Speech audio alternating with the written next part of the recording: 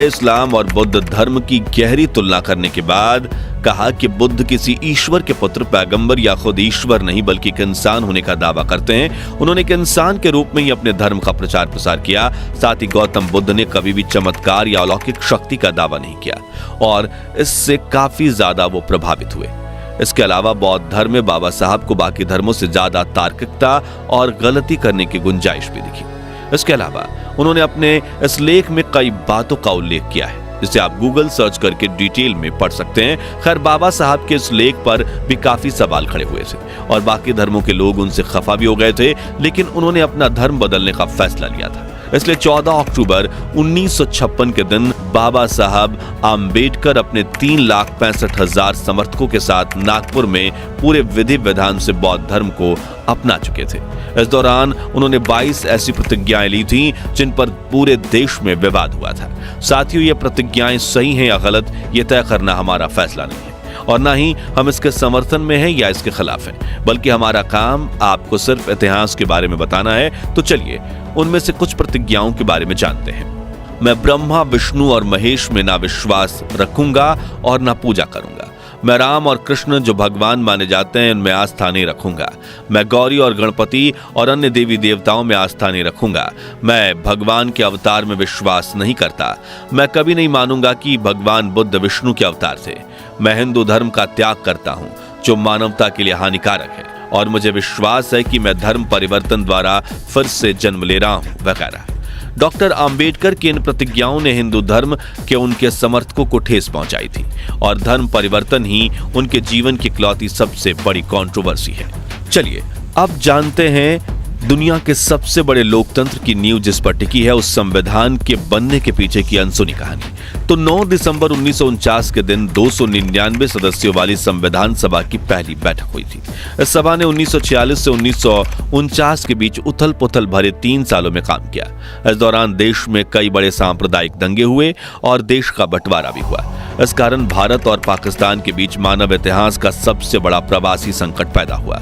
इस दौरान भारत में 550 से ज्यादा रियासतों का मुश्किल भरा एकीकरण का काम भी संपन्न हुआ था। ऐसे में संविधान बनाना काफी मुश्किल था, जिसके लिए उस समय देश के सबसे ज्यादा पढ़े लिखे व्यक्तियों में से एक डॉक्टर बाबा साहब आम्बेडकर को 29 अगस्त 1947 के दिन संविधान सभा की ड्राफ्टिंग कमेटी के अध्यक्ष के रूप में नियुक्त किया गया था, जिसमें 7 सदस्य थे। लेकिन कहा जाता है कि संविधान बनाने का 90% काम बाबा साहब आम्बेडकर ने अकेले किया था, लेकिन उन्होंने कभी इसका श्रेय अकेले नहीं लिया। राष्ट्रपति महोदय, सर, मैं ड्राफ्टिंग कमेटी द्वारा निश्चित की हुई संविधान की रूपरेखा को प्रस्तुत करता हूं और निवेदन करता हूं कि इस पर विचार किया जाए। राष्ट्रपति महोदय सर, मैं इस सदन में उपस्थित उन लोगों में से एक हूं जो जानते हैं कि इस संविधान का मसौदा तैयार करने में डॉक्टर अंबेडकर ने कितनी मेहनत और लगन खर्च की है। शायद सदन को पता हो कि उसके द्वारा मनोनीत 7 सदस्यों में से एक ने इस्तीफा दे दिया और उसकी जगह किसी और को नहीं लिया गया। एक सदस्य थे अमेरिका में, तो उनकी जगह भी खाली रही और एक और सदस्य अपने कुछ कामों में, राज्य के कामों में व्यस्त रहे, इसलिए उनकी जगह भी खाली रही।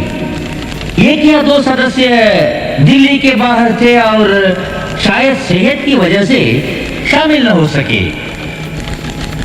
इसलिए आखिर में हुआ यूं कि मसौदा तैयार करने का सारा भार आ पड़ा डॉक्टर अंबेडकर पर और मुझे कोई शक नहीं कि हम सब उनके अनुग्रहित हैं। मुझे जो भी श्रेय दिया जा रहा है वो मेरे अकेले का नहीं है। इसका कुछ हिस्सा जाता है सर BN राव को, जो कि हमारी इस सभा के संवैधानिक सलाहकार हैं, जिन्होंने ड्राफ्टिंग कमेटी के विचार करने के लिए संविधान का कच्चा मसौदा तैयार किया। इस श्रेय का कुछ हिस्सा उस ड्राफ्टिंग कमेटी के सदस्यों को भी जाना चाहिए। लेखक अशोक गोपाल के हाल ही में डॉक्टर अंबेडकर की जीवनी पर लिखी एक किताब, जिसमें उन्होंने बताया कि डॉक्टर अंबेडकर ने कैसे अपने खराब स्वास्थ्य से जूझते हुए तमाम मतभेदों को दूर करके दुनिया के सबसे बड़े संविधान में से एक को तैयार किया।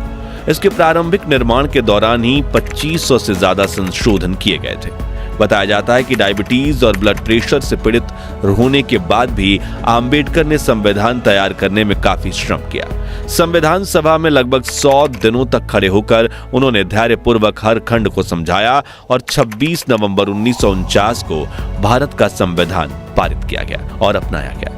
इस दिन को संविधान दिवस या राष्ट्रीय कानून दिवस के रूप में जाना जाता है, जिसके अगले साल यानी 26 जनवरी 1950 के दिन भारत में दुनिया के इस बड़े संविधान को लागू किया गया। इसलिए 26 जनवरी को हम गणतंत्र दिवस के रूप में मनाते हैं। संविधान निर्माण के कुछ साल बाद डॉक्टर राजेंद्र प्रसाद ने स्वीकार किया कि अंबेडकर ने संविधान के कुशल पायलट की भूमिका निभाई। वहीं 6 दिसंबर 1956 के दिन बाबा साहब के निधन के बाद प्रधानमंत्री जवाहरलाल नेहरू ने भी कहा था कि संविधान बनाने में डॉक्टर अंबेडकर से ज्यादा ध्यान किसी ने नहीं दिया और न ही किसी और ने उतनी परेशानी उठाई। तो दोस्तों, ये थी बाबा साहब भीमराव अंबेडकर के जीवन की कुछ अनकही अनसुनी कहानियां। अगर आप भी बाबा साहब के जीवन के संघर्ष, मेहनत और विचारधारा से प्रभावित हैं तो कमेंट बॉक्स में उनकी तारीफ के 2 बोल जरूर लिखिए। वीडियो अच्छा लगा हो तो इसे लाइक और शेयर करके हमें सपोर्ट कीजिए और सियासी जगत से जुड़ी ऐसी दिलचस्प कहानियां सुनते रहने के लिए हमारे चैनल को सब्सक्राइब करके पास वाली घंटी जरूर बजा दीजिए।